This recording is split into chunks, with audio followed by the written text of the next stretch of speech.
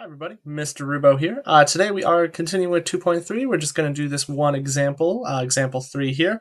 And this example just wants us to determine if this function that's shown in the table is linear, quadratic, exponential, or possibly none of them. Okay, so what we want to do first is for all of these, always look to see if we're dealing with equal length input values, which in this case we are. We are all adding up by 5, which makes this problem a lot easier.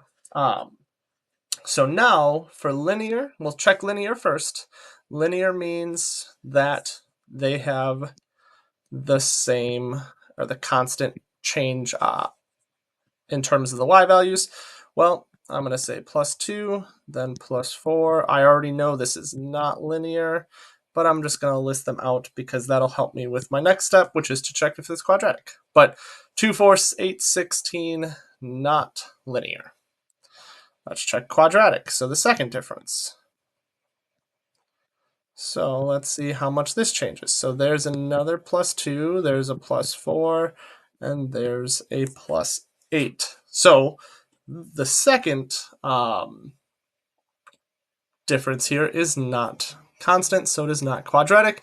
So our last hope is exponential. Well, exponential, you want to look at kind of this first column and see, okay, what is the change between the changes? We already know the addition, but we want to think of it in multiplication. So if you look at this, it's 2 to 4 is times 2. Then 4 to 8 is times 2. Then 8 to 16 is times 2. So as soon as you see this multiplication is constant, that's how we know it's exponential. Okay.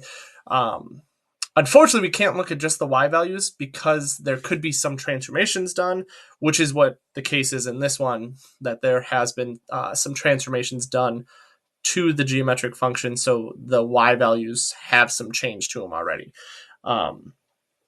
So we know that this is exponential, and technically it did not ask for a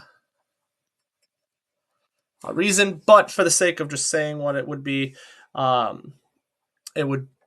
our y's are changing proportionally, right, over equal length input values.